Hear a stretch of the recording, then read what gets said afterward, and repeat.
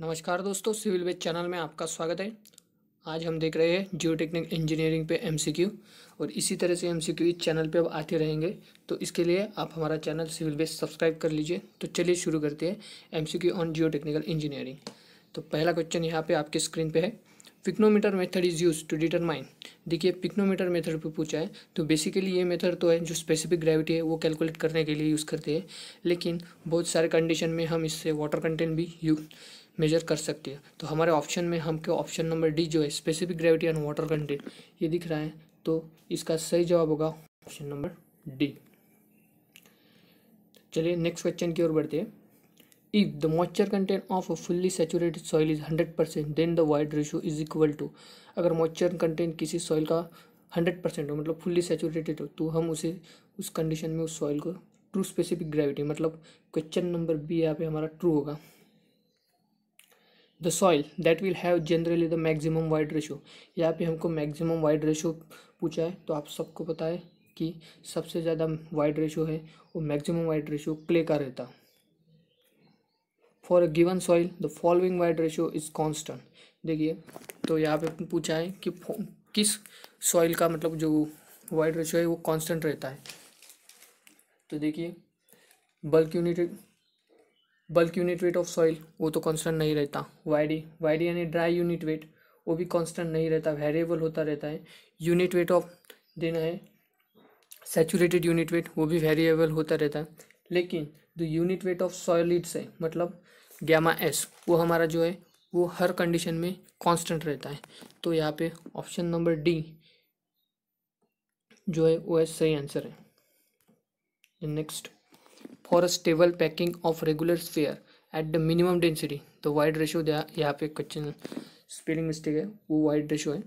ठीक है, तो ऑप्शन दिए है हमको 0.91, 0.81, 0.65, 0.35।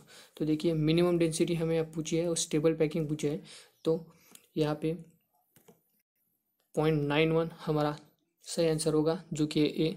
उसके बाद next question, the void ratio in a soil is defined as the ratio of volume of, यहाँ पे सीधी डेफिनेशन पूछिए वाइड रेशियो की, जो हम सबको पता है कि ratio of volume of voids to the solid volume. तो यहाँ पे ऑप्शन नंबर ये हमको करेक्ट दिख रहा है। उसके बाद वाइड टू सॉइल वॉल्यूम, ये पोरोसिटी हो गया। सॉलिड टू वाइड वॉल्यूम ये भी नहीं, सॉलिड टू टोटल वॉल्यूम, तो ऑप्शन नंबर ये। तो volume of voids to the solid volume ये हमारा वाइड रेशियो की डेफिनेशन यहाँ पे है। उसके बाद next question, theoretically the void ratio in soil can have the following values. Theoretically हमको वाइड रेशियो के वैल्यूज पूछिए, तो मैं आपको बता दूं कैन बी लेस देन और मोर देन 1, मतलब ऑप्शन सी यहाँ पे हमारा सही आंसर होगा। उसके बाद dry density of soil can be defined as the ratio of, dry density of soil पूछिए can be defined as weight of solids to the total volume, weight of soil to the total volume नहीं, unit weight of soil to the unit weight of water नहीं। तो यहाँ पे option number A जो है वो correct है। Dry density of soil can be defined as the ratio of weight of solids to the total volume. Next, for a dense packing regular sphere at the maximum density the void ratio. देखिए पिछली बार हमने एक question दिया था इसी slide में, तो वहाँ पे हमको मिनिमम डेंसिटी पूछी थी जो थी 0.91 और यहाँ पे पूछी है मैक्सिमम। तो इस केस में हमारा क्वेश्चन नंबर डी ये सही आंसर हो जाएगा।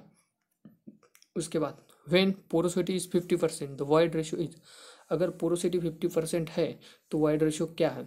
देखिए तो सिंपल सा फॉर्मूला है, हम सबको पता है पोरोसिटी और वाइड रेशियो के बीच में का relation e is equal to eta 1 minus eta, ये हमारा फॉर्मूला है। अब देखिए तो यहाँ पे देखिए पोरोसिटी हमको दी हुई है जो कि है 1, ईटा मतलब 0.5, ये हमने अपॉन 1 माइनस 0.5, सो 0.5 बाय 0.5, तो यहाँ पे इसका आंसर आ जाएगा 1, मतलब सी यहाँ पे हमारा तो मतलब ऑप्शन नंबर सी हमारा यहाँ पे सही आंसर होगा। When the porosity is 50% the void ratio is 1। Okay, तो चलते हैं नेक्स्ट क्वेश्चन की तरफ। Standard method of determining water content, water content measure करने के लिए स्टैंडर्ड मेथड आपको पता ही है।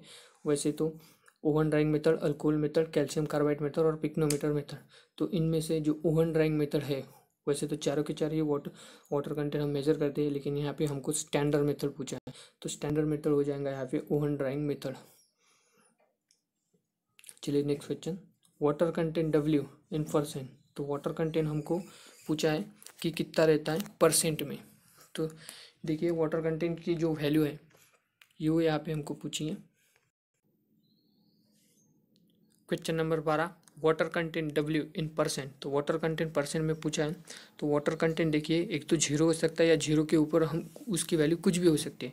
तो यहाँ पे ऑप्शन नंबर डी हमको यहाँ सही लग रहा है, W is more than equal to 0।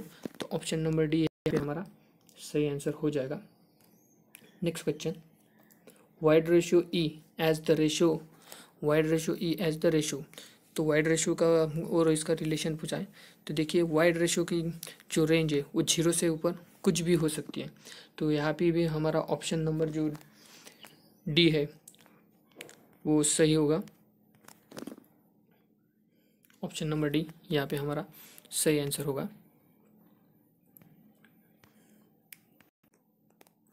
चलिए नेक्स्ट क्वेश्चन की ओर बढ़ते हैं। Question number 14, if the void ratio is 0.5 then the porosity, if the void ratio is 0.5 then the porosity is. देखिए यहाँ पे हमको वाइड रेशियो मतलब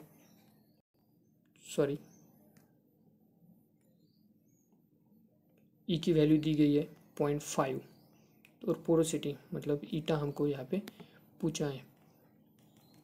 तो वाइड रेशियो और पोरोसिटी के बीच क्या आपको रिलेशन पता ही है, eta is equal to E upon 1+E। ये जो रिलेशन है इसमें अगर हम पुट करेंगे ई की दी हुई है 0.5 और 1 + 0.5 मतलब 0.5, तो यहाँ पे सही आंसर हो जाएगा अपना। अगर इस रिलेशन में हम डालेंगे ई अपॉन 1+E और ई की वैल्यू हमको पता है और इसी रिलेशन में हम डालेंगे और कैलकुलेशन करेंगे, तो यहाँ पे नंबर 1 मतलब तो यहाँ पे 40 का ए हमको सही आंसर मिल जाएगा। चलिए नेक्स्ट क्वेश्चन की ओर बढ़ते हैं। In the soil mass if volume of void is equal to the volume of solid then the volume of void ratio and porosity respectively in soil mass. देखिए यहाँ पे क्या पूछा है, कहा है हमको volume of void is equal to the volume of solid, मतलब वीवी, मतलब हमको VV is equal to VS दिया हुआ है, ये हमको रिलेशन दिया हुआ है। Then the volume of void ratio, अब वॉइड रेशियो का फॉर्मूला तो आपको पता ही है, VV upon VS, volume of void upon volume of side. तो वीवी और वीएस की वैल्यू जो है वो इक्वल है, मतलब यदि वॉइड रेशियो का वो तो सिंपल है, तो सेम वैल्यू है, तो volume of void upon volume of solid का आंसर जो आएगा वो आ जाएगा 1। और उसके बाद होता है पोरोसिटी। अब पोरोसिटी का रिलेशन क्या है, तो पोरोसिटी का रिलेशन है V volume of void upon total volume. अब टोटल वॉल्यूम, तो यहाँ पे टोटल वॉल्यूम की टर्म में आपको पता है टोटल वॉल्यूम मतलब क्या होता है, टोटल वॉल्यूम। अब टोटल वॉल्यूम आपको पता है VV plus VS volume of void upon volume of solid is equal to total volume होता है। और पोरोसिटी के मामले में हमको पता है पोरोसिटी का फॉर्मूला है वीवी अपॉन टोटल वी। तो टोटल वीवी के वैल्यू पता है हमको, अगर इसका 1 दिया होगा, एज्यूम कर ले 1, तो टोटल वॉल्यूम हो जाएगा 2 मतलब 1/2, तो इसका सही आंसर हो जाएगा 0.5। तो 1 और 0.5 मतलब क्वेश्चन हमारे यहाँ पे ऑप्शन बी जो है वो सही आंसर है। नेक्स्ट क्वेश्चन की ओर बढ़ते हैं। For soil in for soil in natural state wide ratio is 1, water content is 30 and G is 2.5, the degree of saturation। देखिए यहाँ पे की वैल्यू हमको दी हुई है, वाइड रेशियो, वाटर कंटेंट भी दिया हुआ है और G की भी वैल्यू दी हुई है, और डिग्री ऑफ सैचुरेशन मतलब S की वैल्यू हमको निकालनी है। तो यस हमको पता नहीं है, तो इसके लिए आपको सबको पता होगा जिसको हम सेवाक फॉर्मूले से जानते हैं, S into e into W into G. अगर इस फॉर्मूले में हम वैल्यू पुट करेंगे तो आपको यहाँ पे C हमारा जो है वो आंसर मिल जाएगा। तो इसका सही आंसर है सी। चलिए नेक्स्ट क्वेश्चन की ओर बढ़ते हैं। In a sedimentary soil the individual particle are created at one location, transported and finally deposited in another location. ये पता ही होगा आपको, सेडिमेंट्री सॉइल में जो है पार्टिकल जो है वो are created at one location, transported and finally deposited at another location. वहाँ पे सेडिमेंट्री है, यहाँ पे रेसिडुअल पूछा है। A residual soil is one formed in the place by the weathering of rock at the location। मतलब the residual soil क्या होता है, and transported to another location। नहीं, ये अभी हमें पिछले क्वेश्चन में देखा है, उसको हम सेडिमेंट्री सॉइल करते हैं। With little or no movement of individual soil particle, yes ये हो सकता है। Sea and deposited under lake, नहीं ये भी नहीं हो सकता है। एंड डिपॉजिटेड अंडर सी, नहीं।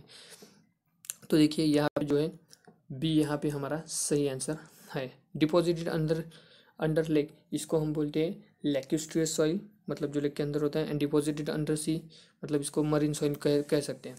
ठीक है, तो चलते हैं नेक्स्ट क्वेश्चन की ओर। सॉइल आर बेसिकली, तो सॉइल बेसिकली नेचर में क्या हो सकती है, ऑर्गेनिक भी हो सकती है और इनऑर्गेनिक भी हो सकती है। तो यहाँ पे डी सही आंसर होगा।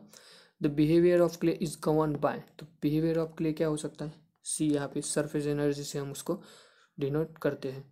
चलिए, chemical weathering occurs because of, chemical weathering किस से, ऑक्सीडेशन से, ये भी सही है। कार्बोनेशन से, ये भी सही है। हाइड्रेशन से, ये भी सही है। तो यहाँ पे ऑप्शन नंबर डी जो है ये हमको सही है। फिर चलते हुए नेक्स्ट क्वेश्चन की तरफ। The term soil mechanics was coined bye, देखिए द टर्म सॉइल मैकेनिक्स किसने हमको इंट्रोड्यूस कराई है, तो ये है टर्ज़ागी ने हमको जो टर्म है सॉइल मैकेनिक्स ये हमको इंट्रोड्यूस कराई है। उसके बाद नेक्स्ट क्वेश्चन की ओर। Cohesionless soil are form due to oxidation of rock, leaching action of water on rock, blowing of the hot and cold wind, physical destination of the rock. देखिए यहाँ पे cohesion less बोला है, oxidation of rock से हो जाएगी तो वो कोहेजन लेस सॉइल बिल्कुल भी नहीं होगी, लीचिंग से भी नहीं होगी और ब्लोइंग से। लेकिन अगर फिजिकल वेदरिंग से होती है या इंटीग्रेशन ऑफ रॉक्स होता है तो उन पार्टिकल में कोई भी कोहेजन नहीं रहेगा। तो यहाँ पे ऑप्शन नंबर डी जो है हमारा सही आंसर है। Black cotton soil is, black cotton soil क्या है, तो एक chemical weathering of residual soil, physical weathering of residual soil, colluvial soil और ऑर्गेनिक सॉइल। तो देखिए ब्लैक कॉटन सॉइल है chemical weathering of residual soil, तो ऑप्शन नंबर ये यहाँ पे हमारा सही आंसर है। नेक्स्ट क्वेश्चन की ओर बोलते हैं। Pick up the correct sequence of geological cycle for the formation of soil. Transportation, पहले ट्रांसपोर्टेशन होता है, नहीं तो ए पहले कट गया, बी ये भी कट गया। यहाँ पे करेक्ट सीक्वेंस बोला है। वेदरिंग, हाँ वेदरिंग हो सकता है। अपहीलिंग, नहीं अपहीलिंग तो लास्ट में जाएगा। तो ऑप्शन नंबर डी देखते हैं। वेदरिंग, हाँ पहले वेदरिंग होगा, उसके बाद ट्रांसपोर्टेशन, यस ट्रांसपोर्टेशन होगा, उसके बाद डिपोजिशन, यस डिपोजिशन होगा, और उसके बाद अपहीलिंग, यस उसके बाद अपहील होगा। तो ऑप्शन नंबर डी यहाँ पे हमारा सही है। तो दोस्तों ये आज हमने देखे 1 से 25 तक MCQ on Jio technical engineer. आने वाले समय में हम इससे भी आगे देखेंगे और इसकी PDF भी मैं आपको जल्दी अवेलेबल करूंगा हमारे एक टेलीग्राम चैनल पे। उसकी लिंक मैं आपको हमारे अगले वीडियो में दे दूंगा। तो धन्यवाद दोस्तों, थैंक यू। और ऐसी वीडियो देखने के लिए हमारा चैनल सब्सक्राइब कीजिए सिविल बेस, और इसी तरह से आपको वीडियो मिलते रहेंगे।